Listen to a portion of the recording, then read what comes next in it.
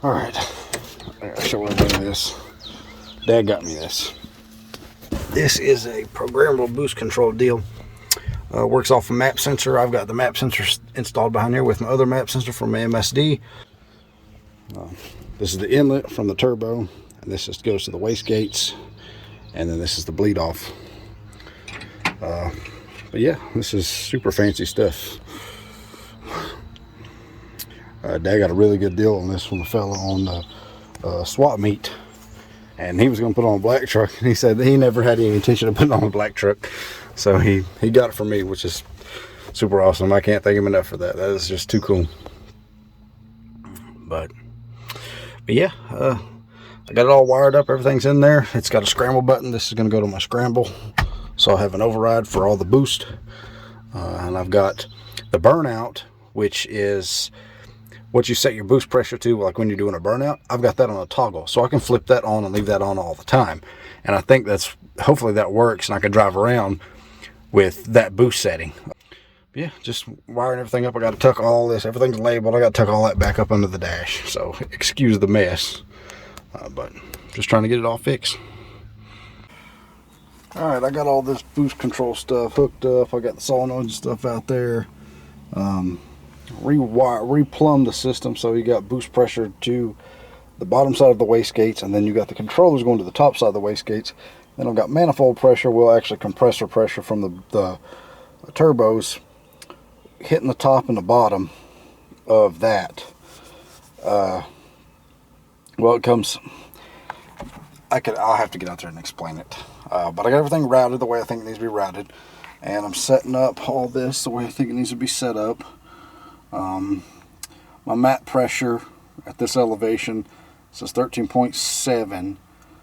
So what I've done is you go to 13.7.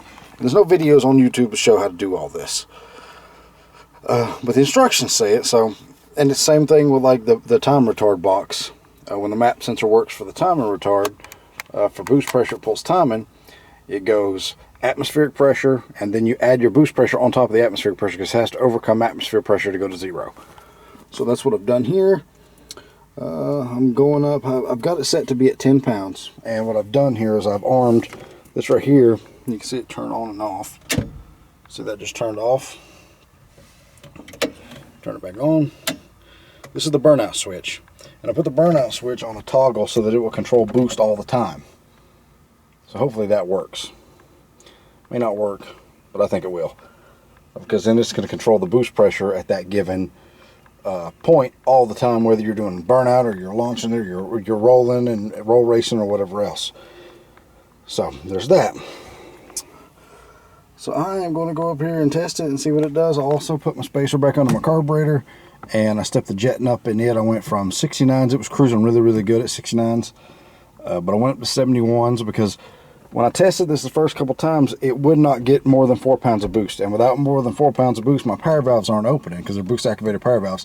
And so the whole thing was going super lean. And I did not like that. So now that everything's transferred over here, I guess I'll cut this off. Well, no, I'll just cut the camera off. But alright, let me test all this stuff, and I'll have the camera, my phone mounted up there to record and see what it does. Hopefully this goes to 10 pounds of boost, and it's activated. Then also my other timing curve is activated, or boost curve is activated with the trans brake. So I hit the trans brake, and then it goes from leaving at 5 pounds and then ramps into 10 pounds. If this works, I'm going to ramp it to 17 pounds. Like it's going to be wicked. Because I've been driving around at only about 6 pounds of boost with the twins. 6 to about 5.5 to 6. So yeah, the motor wants way more boost than that. It's just not happy. I mean, it's happy. It runs good. And it's actually pretty fast like that, but it ain't like a terror. So let me test all this stuff and see what happens.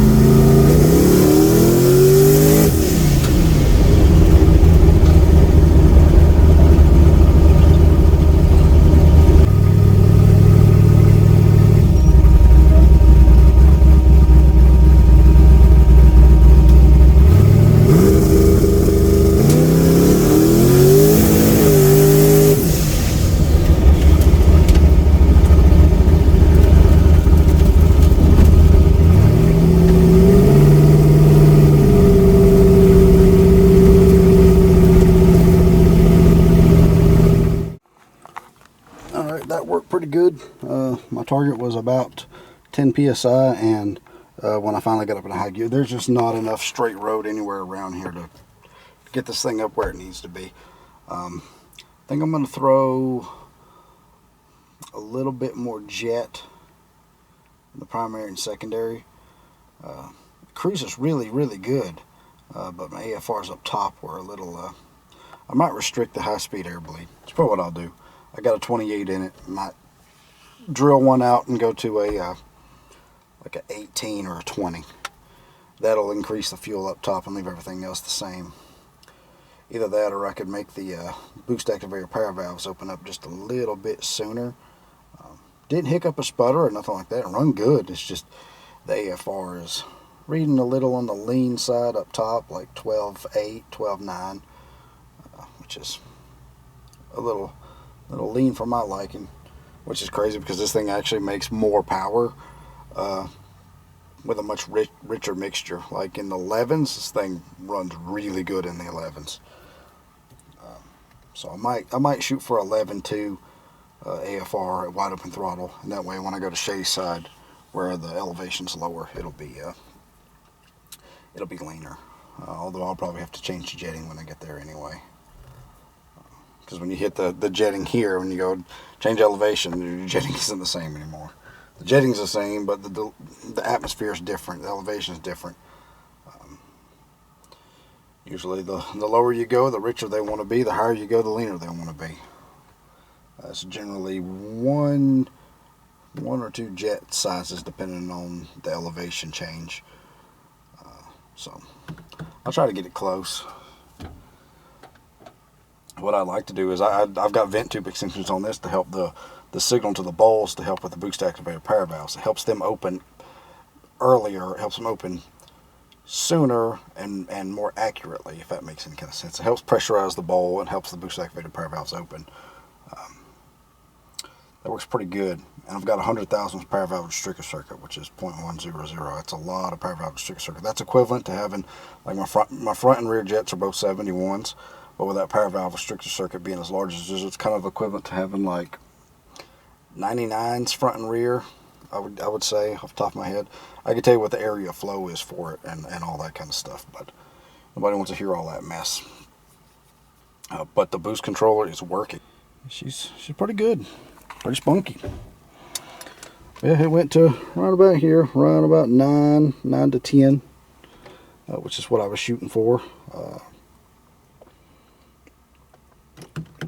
It's probably about all it needs on the street, otherwise it starts spinning. Yeah, I'm pretty happy with that. Like I said, I might put a little more jet into the secondary. I might go 73 on the secondaries because it's got a boost activator power valve in it too. Just to clean it up just a little bit. I generally try to keep the carburetor squared, but you can fudge it a little bit here and there, 10-15% on the secondary versus the primary, especially with an open plenum. This is a high-rise single plane, and then I've got a 2-inch spacer underneath that. And I know people are like, oh my God, you're killing it. It works so good. Like, I've run it with it and run it without it, and it works really good with that on there. It still has, like, that when you're in high gear and you just snap it, it has the slightest little hiccup to it, which is, it's been there for forever. I've tried to tune it out of it, and it makes no difference. It's not pump shot, it's not shooters, it's not transfer slots on the secondary side, it's not the T-slot restrictor size, it's none of that stuff. It's just to do with the boost activator power valve, and I have to run the boost activator power valves front and rear, because when I put a standard power valve on the primary side, this thing goes freaking pig rich and falls on its face until the boost gets there. So it's a very fine line you got to walk when doing this blow through stuff, and this combination is not the same for somebody else's combination. I could take this carburetor off and put it on somebody else's, and it wouldn't right. Every blow through deal has to be custom done to the compression, to the camshaft, to the heads, to the what kind of intake it's running. I mean, what kind of boost you're running, what kind of rear. I mean, all these things come into play with a blow through deal. It ain't like all this stuff comes into play with a regular carburetor, but it's more amplified with a blow through. Like, how can I explain it? People find it hard to tune a regular carburetor. And I mean, They can be hard if you've not done them for years and years. They can be a little quirky, a little bit of a pain, especially when you get into like emulsions and high-speed air bleeds and idle circuits. I mean, all that kind of stuff. It's not, I don't want to go into all that, but when they work, they work. But you got to work on them. You got to shake them down and take them up and down the road over and over and over and test them and test them and test them. And keep putting good plugs in. You got to change your plugs when you're doing a blow-through deal and shaking stuff down. You got to check your plugs and you got to change your plugs. Because you'll end up chasing an issue, and it won't be with the carburetor at all. It'll be with the ignition because the plug's there, or plugs is slightly sitted up, or whatever else. But I'm going to pull plugs out of this. It's hard to get a good read on them without doing a clean cut, but that'll tell me about where the cruise is. See if the AFR is telling me what the plug is telling me. Because you cannot always go off of these all the time. It's just not how it works. They're a good tool, but they are not the end-all, be-all. You got to look at the plugs. Plugs will tell you the true story of what's happening in each one of the cylinders, because this is a combination of what's happening in all of them, all into one, or one bank, or whichever bank. I've got it drilled over here to put it in that bank or this bank. Generally, you want to run off the driver's side bank because 5 and 7 are usually your leanest cylinders. So you want to tune those cylinders, and everything else kind of fall into place. And you can stagger jetting. I mean, there's so much stuff you can do with carburetor. A lot of people have gone EFI, fuel injection, and that's cool. But I've thought about it. Not 8 individual injectors, but like a throttle body deal that goes on there that's built for boost. I've thought about doing it. They're just really expensive. Really expensive. And I'm a carburetor man. That's what I do. I build carburetors. I can't be showing up with EFI on my car. I mean, I could, but what does that tell you? If your car builder shows up with EFI. But all in all, everything seems to be working good. Finally that's working.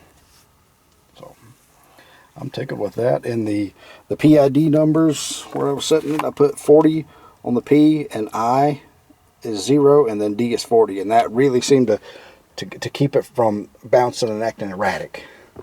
So really good. So there it is. Thing's working.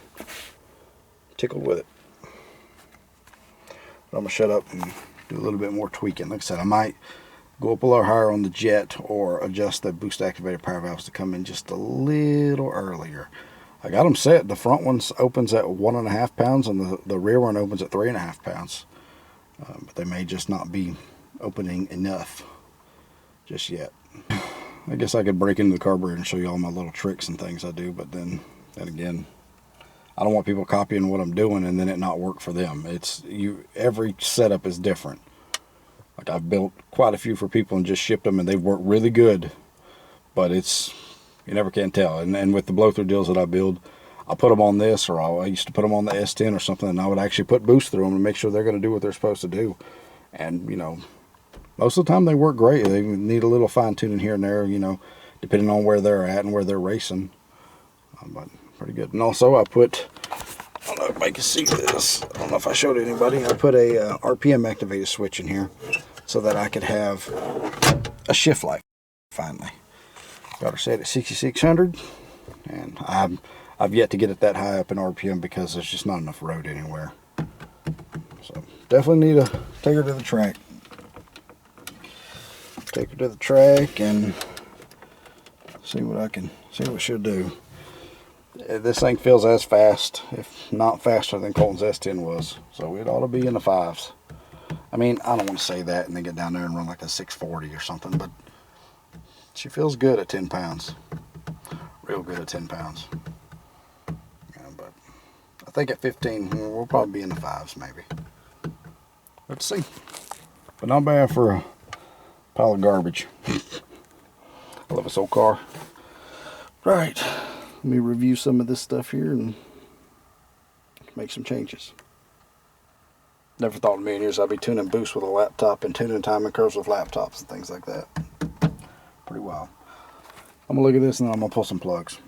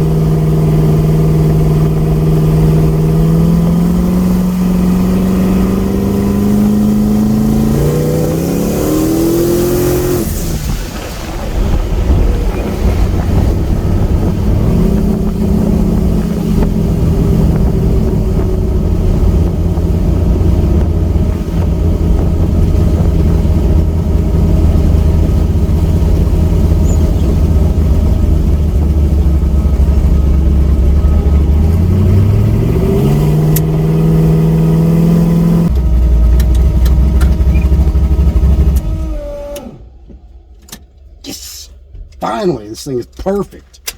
Oh, so good. All right, I'm going to explain my boost control deal here. This comes out of the turbo and tees down to the bottom side of the wastegates. Right.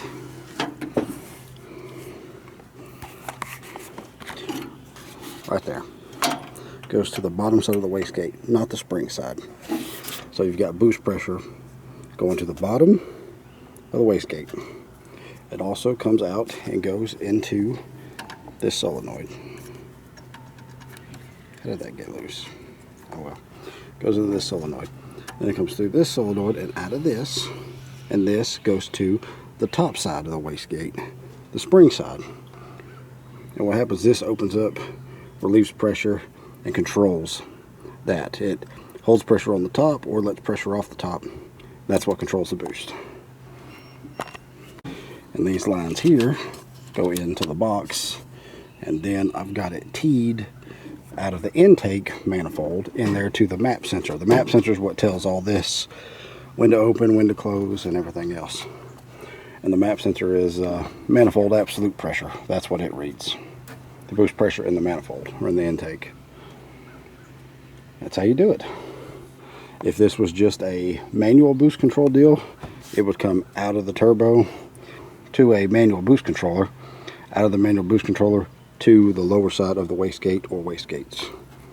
Then you just adjust it however you want, and then you put, I've got a 4-pound spring in the wastegate. You would set, 4 pounds, and then you can use a manual boost control to turn it up or turn it down to 4 psi. But it works pretty good. Once I got it all figured out, it worked really well. But the thing is, this one, the yellow and red go in the front if you're having boost control for the top side with boost pressure on the bottom and the top of the wastegate. You got to put the yellow-red solenoid in the front. This was opposite how MSD had it. They had this one here and that one there. They had this one here and this one here, and then the pressure relief is back there. And I had it only run to the one side of the wastegate, and that didn't work at all. Check this out. Carla got me a turtle. It was at her work. The only reason she got it, well, I've liked turtles when I was a kid, but she seen this at her work or whatever, and she seen that she had to get it because his name was Turbo. So now we got a turtle in my car. He can ride back here. Leaving her to think of something like that. When I first got in the car, I think I made her feel bad. I was like, what's up with the stupid turtle? She's like, I got that turtle for you. His name's Turbo. Well, yeah, Dad always called me Turbo before I ever had anything with Turbo, because I would break stuff. I overdid everything. So I always called him Turbo. Now I got a turtle called Turbo. Well, me and Dad are fixing to go get my car, then go over to the Patton Avenue Cruise in Old Bad Penny. This is a big solid roller cam, high compression aluminum heads. 660. Yeah, they're clear. This is the first time we've rode this thing like this in a long time.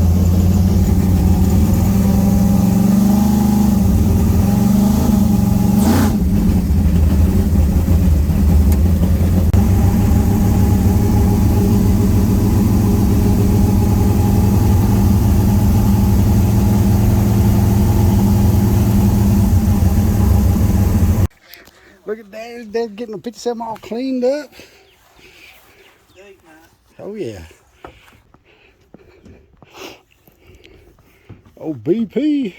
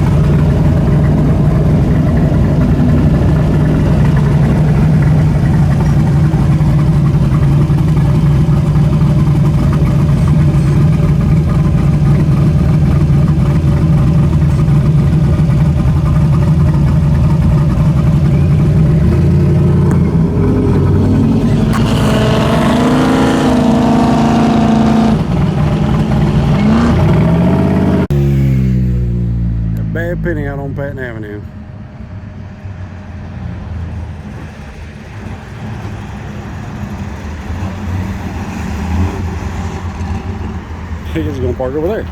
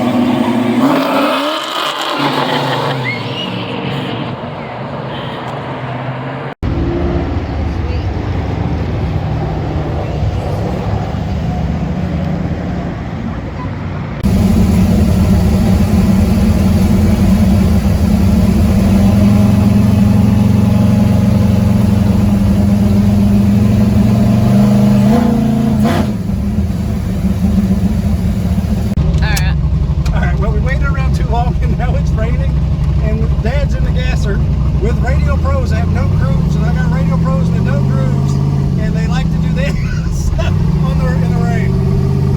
So we're trying to get back to the house. But it was a good night, Carl. I had a ball. Oh yeah, we had a real good time. All right, been going like a crazy person, man. Working on so much stuff, but I had a little time today, so I was working on the Nova. It's about right at 8 o'clock. I started about 6:30 this morning. It now has full-on power steering pump, all that stuff I'll show you here in a minute. I had to build brackets and make everything work, but it's got power steering and stuff on it, so I'm gonna take it up the road here in a little while. I'm changing the oil. I'll take it up the road and see how it does. This car has never had power steering on it. It was a factory power steering car, but I ain't never had power steering on it. I put a manual steering box on it. Didn't like it, too many rotations. And then the only reason I'm putting the power steering on is because when I go to back into a parking spot, I have one hand on the trans brake over here next to the shifter, and then with it being looped over, I kind of got to do like this to get it to back in, and it makes it hard for me to back in anywhere. Not hard for me to turn it so much as trying to guide it in there so that I don't hit nobody's cars or nothing like that. It'll just make it easier. If it feels too soft, I'll take it off, but I don't think it's going to change how it feels on the road, because once the thing's moving, it steers real easy. It's just when you're backing into a spot or something like that with a trans brake. A little street dyno with a Nova. He's been doing some curvy road stuff to get out here where it's a little straight out here at Mike White's, and shake it down a little bit. Don't do a couple of trans brakes and see how she does. He ain't run it out at all. So here we are, we're over here at Mike White's, and I am in the 74. We're gonna shake her down a little bit, do a couple trans brake launches and see how everything behaves. Then I'm gonna get in there on my laptop and play with the tune a little bit. I just want to get an initial takeoff and see what's what.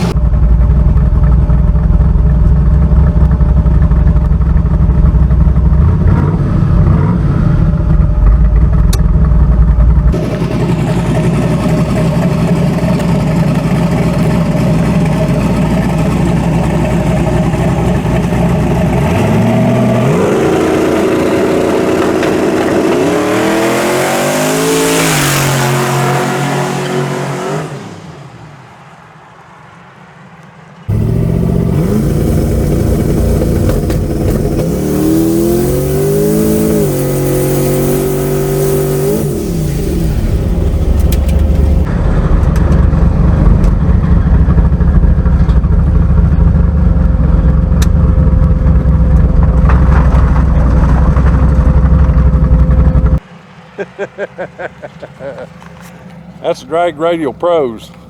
Told me I want to bring some stripper glitter over here, but what, 300, 400 foot.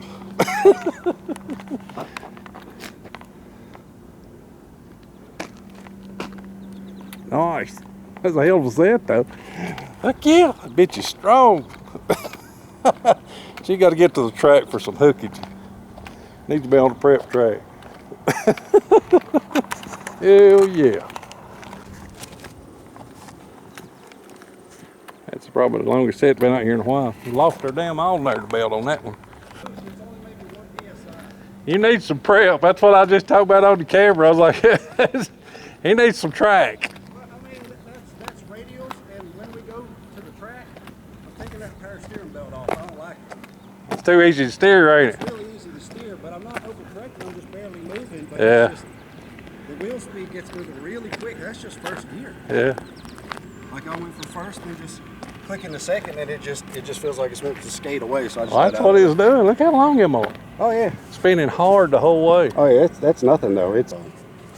Well, I gotta look at my camera and see where the boost went to. I know I only made 1 PSI boost coming out, and it's only leaving at 33 or 3400 RPM on the trans brake. But after father says he's got to run it out, and since he got it all tuned up, so it's pretty damn good. So when the main run out of road, that's good. And them ain't junk tires on it either. They're sticky, so Yeah, they're Radial Pros. that's what I say. We'll bring some stripper glitter just to see, but probably still wouldn't hook it. Yeah, I still don't think it would do any good. Like we'd have to get a good like base down with rubber. Yeah, about 13 of them will probably put down a little rubber. I seen the belt come off and I was like, nah. That little man. security pulley works like a champ. Yeah, and it's on my power steering too. Oh, is it? Yeah. Did it run around both of them? Yeah. Real street dyno success. No alternator belts, all thing wrong with it. Drop tools, fix that, good to go. Sounds good. Haven't turned up a whole lot, but still spun my tail, so need to get her to the track. Next place she needs to go. Test it, shady side brake.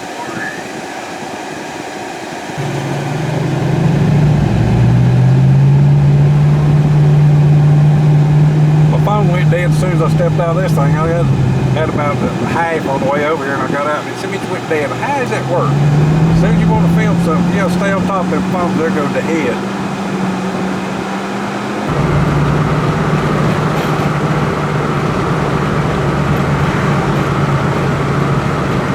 Just as street friendly as it can be.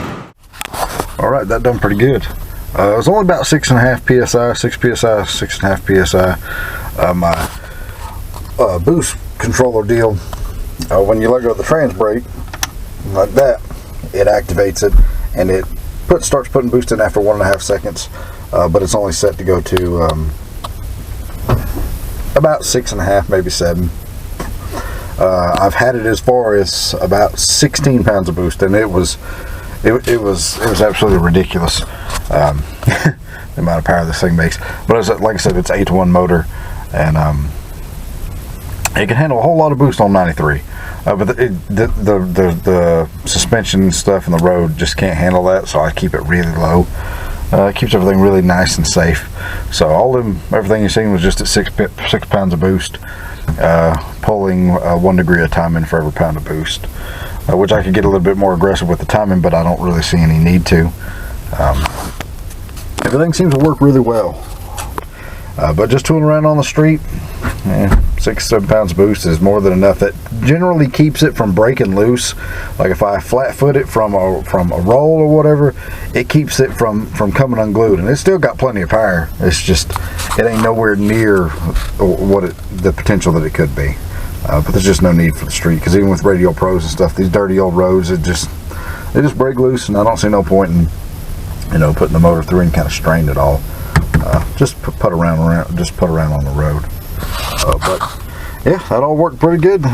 Went to 6 pounds of boost, about 1 pound on the trans brake, and then it ramps into 6, and that was it. You can see in the video it just goes to 6. AFRs were spot on, 11.8, 12.0. But there's not enough boost pressure to really start pushing the boost activated power valves open any further than that, so that's why they're kind of It does good. This thing gets like about 21 miles per gallon with the tune and stuff I got set in it. It's got really small primary and secondary jets and really large power valve restrictor circuits and vent tube extensions and boost activator power valves and a lot of trick stuff I've done to the main body. But it does good. And that was a really good shakedown. I mean, for low boost, I think it's making some power for super low boost. All right, well, me and Dad are over here at Mike White's, and Dad just outrun us. Dad just outrun his first motorcycle with the black truck. So that was pretty cool. So we're over at Mike White's, go shake down the 74 and all that good stuff. Should have some boost this time.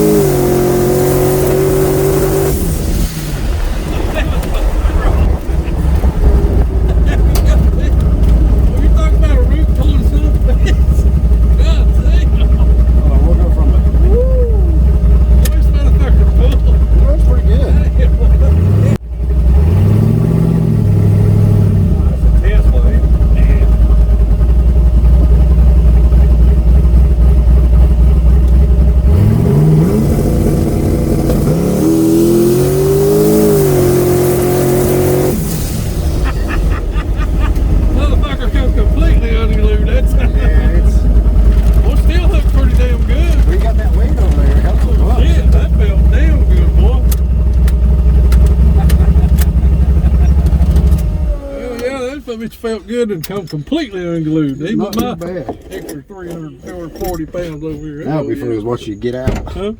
That's what you Shit. It needs that tighter converter. Oh, that big felt time. good. Yeah. God, it left good though. Real nice. Trying to keep them damn seat brackets from digging in my ass.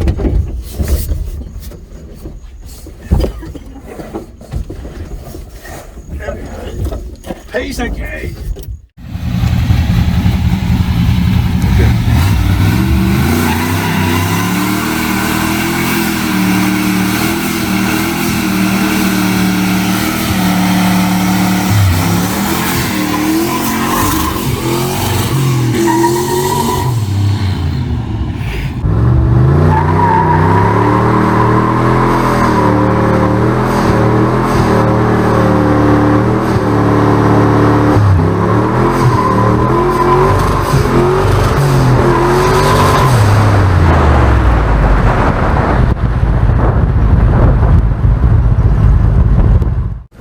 I'm gonna set this recorder in case you have any shenanigans on the way home.